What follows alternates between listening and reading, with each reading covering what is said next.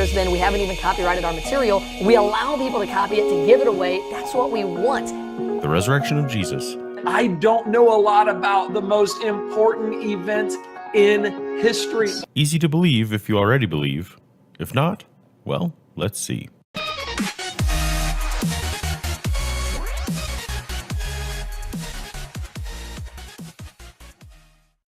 I'm pretty familiar with the passage from Tacitus.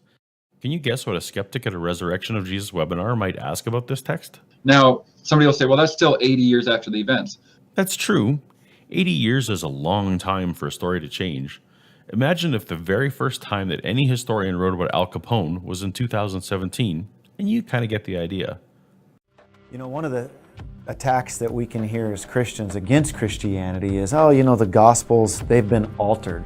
Well, what would you just say to somebody who says, haven't the Gospels been altered, Jim? Yeah, and that was one of my first doubts. Number one, it could not have been written early, because all these fictional accounts of miracles and stuff like that, they couldn't have been written when people were actually around to say no. Yeah. And the other question was, well, maybe these accounts, the supernatural aspects were inserted later. Maybe the first version of Jesus was a simple guy who was a good teacher, but not a miracle worker, didn't walk on water, and didn't rise from the dead, for crying out loud. So it's got to be a late insertion. Well, one thing we do in criminal cases to determine if the stuff we see at the crime scene is actually the same evidence we have in the courtroom, even though 30 years can separate these two events, is I look at what's called the chain of custody. And it simply is this. Do I have a photograph or a report description of that piece of evidence, let's say it's a shell casing, at the scene of the crime? Did an officer take a Polaroid back in the day? Or did he write it in his report, describing it very accurately? And then he gives it to the person at property who takes a report and signs it in. I see he signs it out. And they sign it to another detective at some point who takes another Polaroid and describes it again in his report. And he brings it to the crime lab. They take a 35 millimeter photograph back in those days. And then they would sign that back out to another detective who also takes another picture or describes it again and brings it into the courtroom 30 years later. Well, now I can see a snapshot of this casing from the crime scene over and over and over again all the way to the courtroom. So I can look and see, well, you know, that little nick I see and that little scrape mark, that was on the original. I know that's been there for 30 years. Same kind of thing can happen, I think, with the Gospels. We have an original, that's supposedly a piece of evidence, say it's the Gospel of John. But how do we know that John's Gospel hasn't changed dramatically? Well, he had another officer in the chain of custody that he gave that Gospel to. He taught that Gospel to 3 students, Papias, Ignatius, and Polycarp. And they, as church leaders, wrote a letter to their followers in which they describe what they learned from John. And they give it to another officer in the chain of custody, their student Irenaeus, who gives it to his student Hippolytus. All these folks wrote about what they learned over the years, and we can then see if the version of Jesus we have, let's say at the first council that affirms the canon in Laodicea in 363, what does that Jesus look like compared to this Jesus? And as we look at it, Jesus never changed. The Jesus that we know today, who claimed to be God, who born of a virgin, rose from the dead, that Jesus is present at every stage in the chain of custody. See, that's so assuring, isn't it? It is, because you can see that it hasn't changed over time.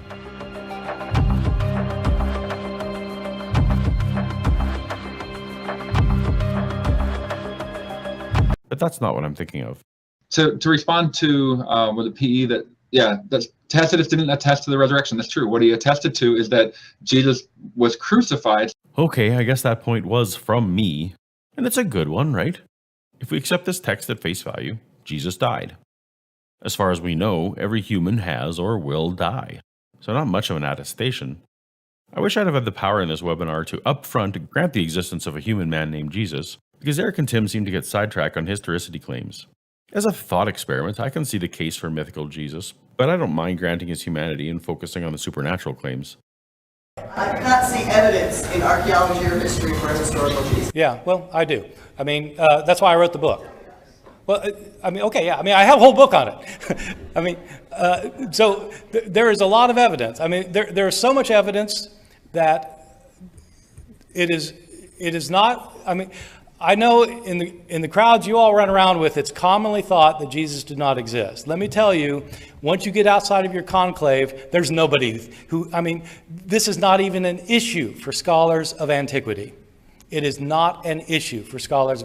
There is no scholar in any college or university in the Western world who teaches classics, ancient history, New Testament, early Christianity, any related field who doubts that Jesus existed. Now, that is not evidence That is not evidence. Just because everybody thinks so doesn't make it evidence.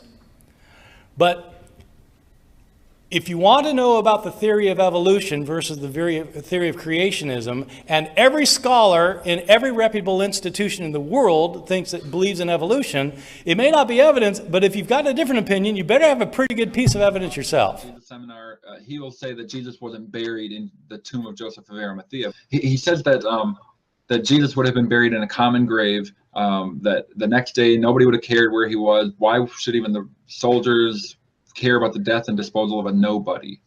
So this is what he says about Jesus. That aligns with what I've read about Roman crucifixions of the time. These were not special rare events with only 3 crosses on a picturesque hillside. They happened every day in the Roman Empire, with dozens of victims, all later dumped in mass graves. The one place Christianity should have never been able to start, if it were false, is Jerusalem. But that's exactly where it started, because if it were false, anybody could have walked down the road and said, Peter, here's the tomb, there's the body, shut up.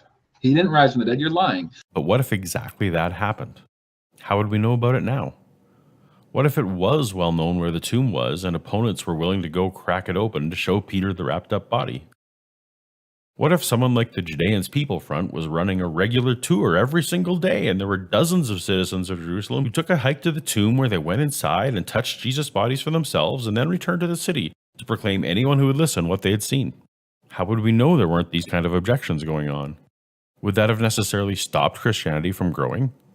Eyewitness refutations have done little to slow down 9/11 deniers, Roswell crash believers, or even Elvis's alive optimists. Welcome to the Cold Case Christianity broadcast, the only Christian case-making program hosted by a cold case homicide detective. J. Warner Wallace has been investigating cold case murders in Los Angeles County for over a decade.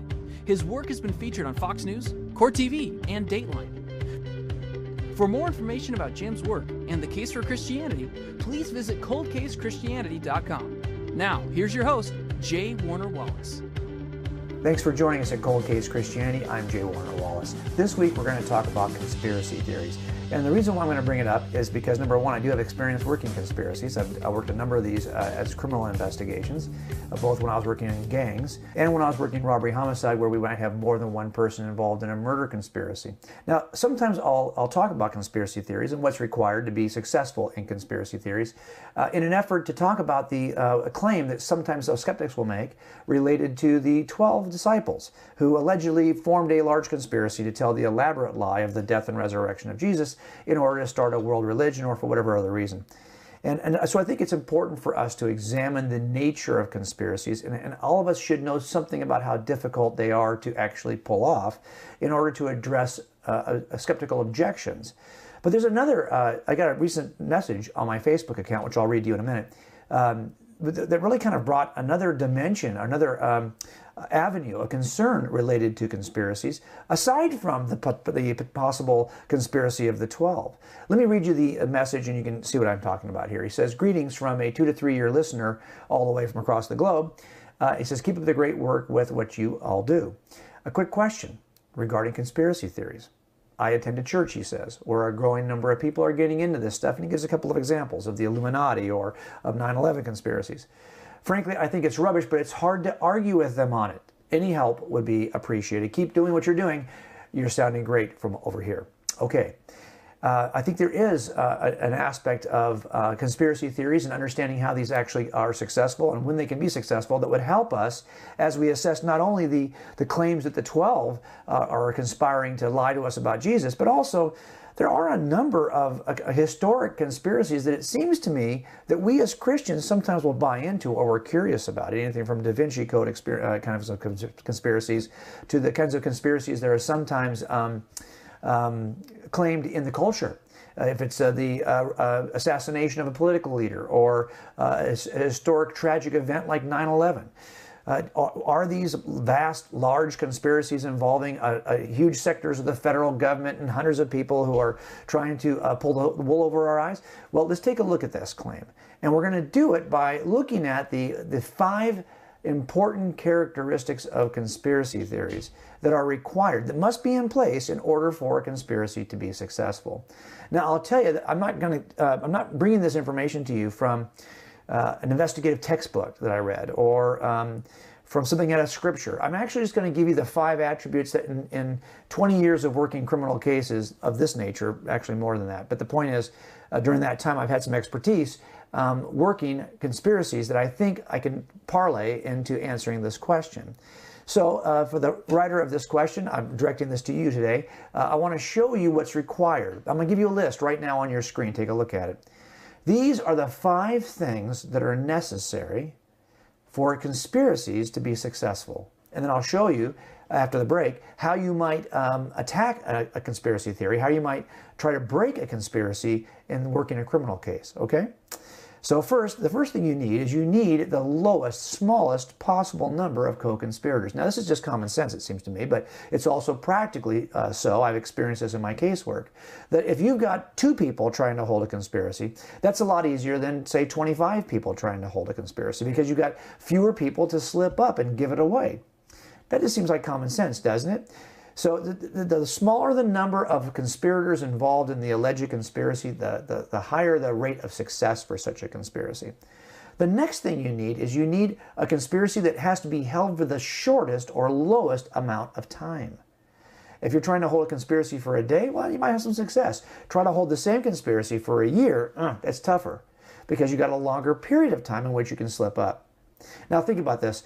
If you got a low number of conspirators who are holding it for a short period of time, well, then you got a chance of getting away with the conspiracy. So for example, if 2 people commit a crime and at the completion of the crime, one kills the other, well, gosh, this is a great conspiracy that no one can break unless the person confesses to it outright, because you've only got one person left who knows the truth, and he only had 2 people involved in this crime for a short period of time. So the lower the number and the shorter period of time, the more successful you're likely to be in involving in a conspiracy, or involved in a crime that requires a conspiracy. There's a third factor, though, that also is important, and it's probably the most important factor for me as an investigator. It's the tool that I use the most, and that is that you have to have excellent communication between co-conspirators. Remember, at some point, someone's going to stop you and ask you, hey, what'd you do? What's going on with that day? What exactly were your plans? What happened on the actual day of the crime? And you, as one of the co-conspirators, is going to be giving a story to the investigator about what actually happened. Now, if I stop the other conspirator, or 2 or 3 of the other co-conspirators, and I ask them the same questions, they're going to have to be able to answer those questions in precisely the same way that you did. So if you get stopped and give a story, I need to call you. I can say, hey, what did you tell that guy? Because I need to tell him the same thing. Now you might think, well, wait a minute, couldn't we cover some of these details in advance of the crime? Yes, you can. But as an investigator, I'm not going to stay with just the superficial, top level kinds of information. I'm going to be asking you the details. I'm going to be getting in the weeds with you on the details, because I want to find those little areas that you would never even thought to ask or to talk about with your co-conspirator. And since you can't recall this from memory because you're making it up, I'm going to catch you in a discrepancy between you and your co-conspirator. At some point, the only way to avoid that is to have excellent communication. This is why, you know, if you're standing together when I interview you, that would be great, because you'd hear every question I'm asking the other guy. So those are the first 3 things. There's a 4th category that you really need in place in order to be successful. And that is, if you can, involve a family member, because you've got a bond which transcends even the crime. Family members are bonded to each other in a way that they're even likely sometimes to want to go to their grave before they turn over a family member. Moms, for example, are very unlikely to waive their rights in a Miranda waiver to talk to me about a case that might involve their son. Now, sadly, that's not always true in the opposite direction. But the point I'm trying to make here is, if I've got a strong family bond between co-conspirators, well, gosh, it's a good chance that you're not going to be able to break that bond, because there's something more at play here than simply involvement in a crime. There's a family connection. Last thing, pressure. If there's no pressure on the conspirators, co-conspirators, to tell us the truth, then stand by. They're not going to tell us the truth. So unless I start to apply some pressure, unless they have some fear of being caught or fear of being punished, or in the old days, like a 24 Jack Bauer, right, where you just do whatever it takes to get the guy to confess. If there's some fear of death or of brutal pain or whatever it may be, then you've got a better chance of getting the truth. So if no one ever even asks what happened, well then, of course, no one's going to find out the conspiracy or uncover the conspiracy because no one's ever applied any pressure. No one's ever applied any, ever even asked the questions to begin with. So these are important factors that have to be considered. If you have the smallest number of co-conspirators and holding this conspiracy for the shortest possible time with excellent communication between co-conspirators and a family relationship, and no one's even applying any pressure, well, you can pull that kind of conspiracy off. But if you don't have all 5 of those things, stand by. An investigator like me is going to try to exploit what you don't have in place. And we'll talk about that right after the break. Okay, so now you know the 5 things that are required or that really are important if you want to be successful in a conspiracy. By the way, if you're somebody who says, well, look, I can tell you, I know there are some successful conspiracies and you can name them, bump, bump, bump, bump. Well, think about this for a second. A successful conspiracy is one you get away with, which means that no one ever finds out there was a conspiracy to begin with. If you know of a conspiracy, can you really call it successful? If you think about it, the best conspiracies are one that you might have some, you can imagine it, but really you'd never really know because it's successful. They actually got away with it. Nobody gave up the truth and exposed the conspiracy. So I think success in terms of conspiracies is when you actually get away with it and nobody discovers that it's a conspiracy to begin with. And of course the problem is you can't have that kind of success if you're, well, you can have it, but no one's going to know about it. If you think you know about one, that's not a successful one. So let's just start with that premise. But let me go one more step with you. Let's talk about how we might break that. Now that you know the 5 rules, the 5 attributes of successful conspiracies, let's talk about how you might break that if you had a conspiracy in place. And I'll use an example from my casework. I'll change the details a little bit so that you won't expose family members or other potential suspects, although this case is adjudicated. Had a case several years ago where a man was killed in his home. And I was called out. I don't work fresh homicides. I work cold cases. That's what I do for a living. And so I'm not going to be involved in usually a new homicide. I'm involved if it goes cold for 30 years. But I got called out that night because at the time I was one of the oldest guys on the team. And I think they were just trying to make sure that the team actually funched properly and I can maybe give some advice, even though it's not going to end up being my case. As a matter of fact, when I got there, the case agent who was assigned to this case, he was younger than me, and it was his first homicide ever. And so we get a chance to look at the crime scene, and he asked me, what do you think? And I looked at the scene, I kind of agreed with him. It looked like at least 2 people were involved in this murder. This is going to be a conspiracy, or it's going to at least involve 2 people. And you can just tell from the scene, from the nature of the body we were looking at, that it took more than one person to commit this crime. So he asked me, he said, I think we've got at least one of these guys. We have an idea of who this first guy should be. Should we go out and arrest him? And I said, no. We don't want to arrest him. We want to watch him.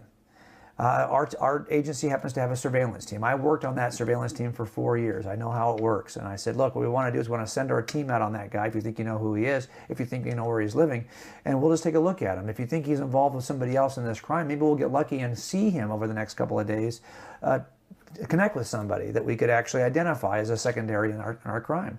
Sure enough, we get out on the surveillance team gets out on the first guy, and we see him with another person, another male, in the victim's car driving around town. So clearly we now have the victim's car connecting the first suspect to the crime, and we have a secondary in the car with him. This is great. And I told them, I said, if we're going to watch this guy, let's give it a few days. For all we know, there's a third person involved. Let's just give it a few days and see what we see. We won't lose him. If you think you're going to be exposed and you're going to be seen by the suspect, well, we'll take him to jail. But don't let him know at any cost. Do not let him know. Do not let either of them know that they have been watched by a surveillance team. Okay, great. We watch him for 4 days. At the end of 4 days, we take him to jail. He has no idea he's been watched. They actually had traffic warrants, so we took him to jail for the traffic warrants. We get them both in custody. Now, I want you to think about the nature of conspiracies and what we had in this case. We had 2 suspects, so that's the smallest possible conspiracy you can have. They have the first element. They've got us there. The second element, short period of time. They've only had to hold it for 4 days, and they've got us there. Well, they don't have us in the fourth element, though. The fourth element is all about family relationships. They weren't related by family. They weren't blood. They weren't blood relations. They were just friends. So that was good. So we kind of can beat them on that one.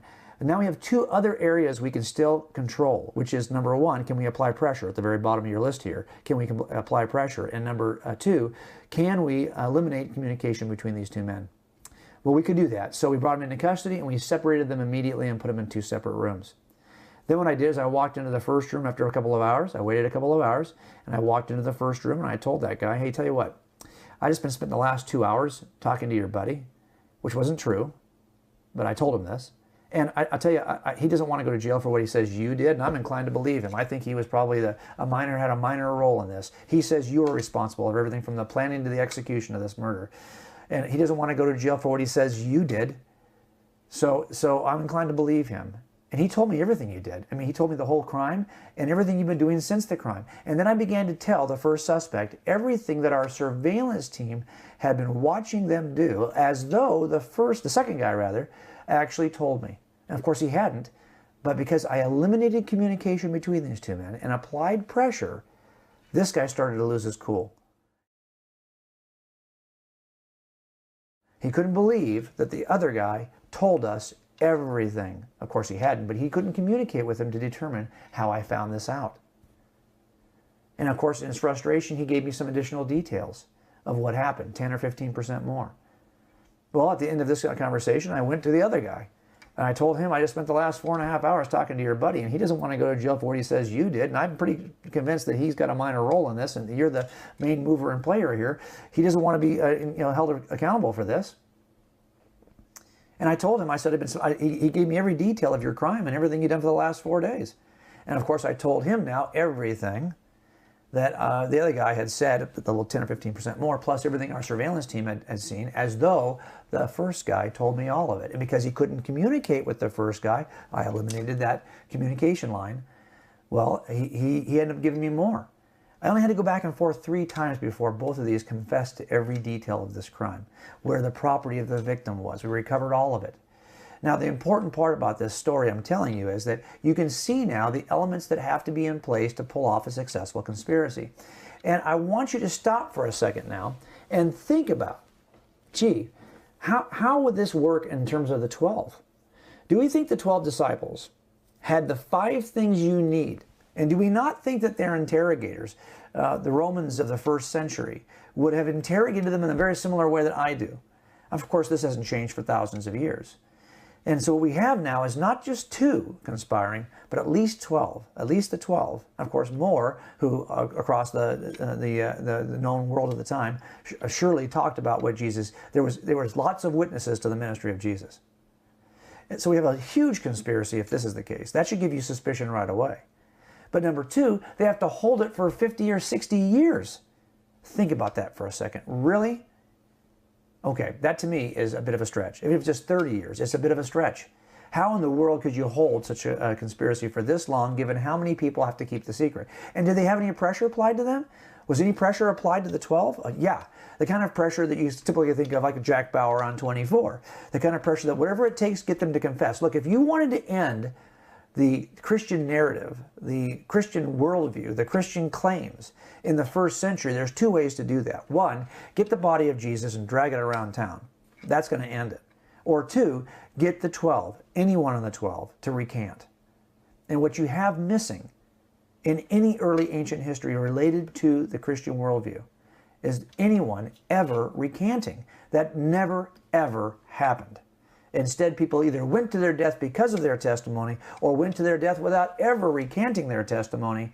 You don't have, and you have tremendous pressure being applied to the 12. The history of the martyrdoms is pretty comprehensive. Now, I'm not here to tell you that I believe every traditional account of how the disciples died. But I do know this, there's not a single ancient testimony that any of these guys recanted. And that is one of the quickest ways to end this thing in the first century. So I think what you have here is that the elements you need, the smallest possible number, the shortest possible time, great communication. How in the world would Thomas be able in India to communicate with Matthew in Africa or communicate with Paul in Italy to talk about what's being said here, what's happening to you, what do you tell him when they ask this question? You've got no communication, way too many people holding it for way too long a time, under way too much pressure, and not enough in terms of family relationships. You might have James and John and other brother sets here, but Matthew's related to nobody, has no personal history with anybody, was not a disciple of John the Baptist or a friend of the 12. He was a tax collector. Do you really think why should I die for what you knuckleheads want us to say? Okay, anything is possible, and I always say that. But this is not a reasonable claim related to the 12, that they were involved in a conspiracy, given what you now know about how conspiracies are broken to begin with. So I want you to keep that in mind, number one, when someone challenges you with this claim that the 12 are just involved in a mass conspiracy. But also keep this involved in your mind when someone, as this writer says to me, makes a claim within the Christian church or within your set of friends that some other vast governmental conspiracy involving entire sectors of the federal government to keep an incredible secret together for 30 years. Really? Okay. Especially in a culture right now where all it takes is a book deal or a movie deal and suddenly you're rich. I have a hard time believing that such a thing could actually occur. Is it possible? Of course, because anything's possible, but it's not reasonable. And by the way, the standard of proof in jury trials is not beyond a possible doubt, it's beyond a reasonable doubt. What we care about is what is reasonable. Keep that in mind next time someone makes a claim about conspiracy theory. A little bit more right after the break. Be sure to visit the Cold Case Christianity website daily to read Jim's blog, watch the weekly video, or listen to the Cold Case Christianity podcast. You'll also find great free resources, including the free downloadable monthly Bible insert. While you're there, be sure to sign up for Jim's daily case note email. Cold Case Christianity is designed to help you become a better Christian casemaker. Okay, let me just add a couple of other I think important features of this claim that the 12 are conspiring to basically create a lie, create a worldview which is based on lies in order to start a world religion, whatever their thing is. And whatever their thing is an important question to ask, because it turns out that all lies, every crime that I've ever investigated is driven by a motive. And if you're going to ask the question, why would the 12 lie? Well, then we're looking for the motive for this lie. And you might think, well, gosh, there's 1,000 reasons why someone might lie about this.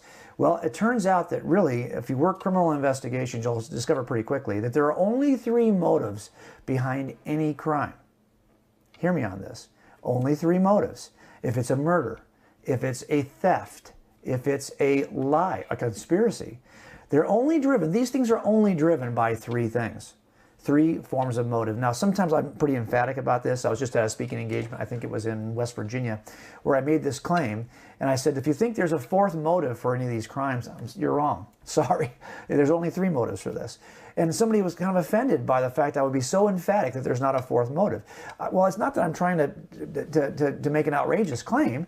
I simply have not discovered a 4th motive in almost 30 years of working these cases, 26 years. So I think it's really important for us to look at what the motives are for these kinds of crimes. Then we can ask ourselves, if this is a conspiracy, we know it's going to be driven by one of these 3 motives. And if there is no motive, do you really think then 12 people are crazy enough to do something without a motive, even though it's going to cost them their lives?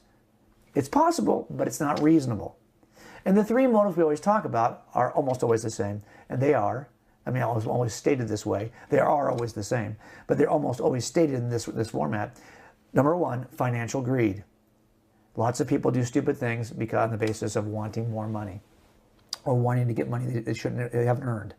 Number 2 is sexual or relational lust. Now, sometimes for men, we're really talking about sex issues. They want they do a sex crime, but sometimes it's about relationships. Sometimes they are jealous of somebody. They are envious of somebody. Somebody is making a play on their girlfriend or on their wife. That kind of thing. Or and vice versa, it could be a woman who's jealous about a relationship involving another woman. Worked a lot of cases like that. The third thing is a little more obscure, and that's the pursuit of power. And sometimes this can be a subset kind of a deal where maybe your authority has been challenged or someone has disrespected you. You'll hear that kind of language a lot in working these cases. This guy disrespected me. Well, what is the deal there? Well, you feel like your pride has been in some way damaged. Your authority has been challenged. It's a power issue. You've pursued a certain stature and power in your community. This guy threatens it. So these are the 3 things that involve, that are motivating, are driving anyone to steal, anyone to lie, anyone to murder. Now, let me just cover one thing before I go any further here.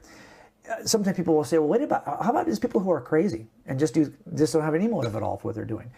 Granted, there are people who are just crazy, and when that's the case, they'll go through a certain process prior to trial in which they will be deemed criminally insane, and we're not going to be able to prosecute those kinds of people. I'm talking about those people who possess a motive, are not crazy, possess a motive that allows us to even try a case to begin with. In those categories, there's only 3 motives.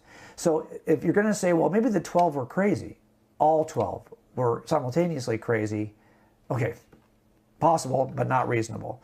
In the end, it's a far more reasonable approach would be to say, well, no, they're all motivated by the same lie, but to say the same lie because they're motivated by the same drive. It's money, it's sex, relationships, or power. So let's take a look at that. Which of these 3 do we think is motivating the Christian claims? Do you think that the 12 are motivated because they're trying to get rich on this deal? I don't think so. Trying to get a lot of girlfriends on this deal? I don't think so. Well, are they maybe motivated by the fact that they are pursuing power? After all, they became respected within their religious communities, didn't they? Well, let's take a look at the one person who's probably most of the time examined, most of the time offered as an example of somebody who might be motivated or might be lying to us. After all, he wrote most of the New Testament. That's the Apostle Paul. Okay, he's, I think, the textbook case for this. Paul had a position of authority and power and respect as a religious Jew who had been charged with killing the Christians. So you're telling me that he's going to jump out of that position of authority, power, and respect as a religious Jew and jump in with those renegade Christian rebels and basically take a beating for 20 years, hoping that someday he can return to a position of power and authority with the subset, the small little minority group called Christians, when he had position, power, and authority with the larger group called Jews? I mean, really? Is that possible? Yeah. Is it reasonable? No. And that's the whole point. So I think this idea that there's if the 12 are conspiring, then each has to be motivated by something, a payday, sexual lust, relationships, or power. And that's the problem. They didn't even have the power to control the way they died. Remember, there's a big difference between fame and infamy. Lots of people will pursue fame. Few will pursue the very thing that'll get them killed. And that's what we have here. Now, on the flip side of this, when the writer here asks about, well, people in my church believe in the conspiracies related to the Illuminati or 9/11, you got to ask yourself a question. There are oftentimes in those kinds of conspiracies where somebody who's initiating the conspiracy or initiating the act is going to be motivated by something, right? And if that's the case, it'll surface because 5 years down, someone's going to give it up. On the other hand, if it hasn't been discovered, then it's if it has been discovered, then it's not a successful conspiracy. So again, evaluating motive would even tell us if someone's lying. Conspiracies are another thing. But don't you do the same thing when you talk to your friends or you talk to somebody who's on the phone with you and trying to sell you something? What's in it for him? Should I trust this guy, what he's telling me about this product? Not really. He's trying to sell me the product. Okay, I probably have, he's got some benefit if I buy this. So maybe I should be careful about his claims. Is he really telling me the truth? He could be lying to me for the benefit of making the sale. These are the kinds of things we're going to look at when we assess whether or not somebody is telling us the truth. And I just think as you apply these to the disciples, you apply these to the 12s, you're going to be hard-pressed to be able to argue that they have a motive that's driving them toward this end. So just be careful as you assess these claims. Understand the important thing you need to kind of take away, I hope, from this is the 5 things that are required for successful conspiracies. That's number 1. And number 2, the 3 motives that are behind any lie. 5 and 3. You keep those details in your mind, you'll be able to respond to anybody who makes an objection based on the statements of the 12 or who wants to offer the possibility of some crazy conspiracy. Hope that helps you, and we'll see you right back here next week at Cold Case Christianity.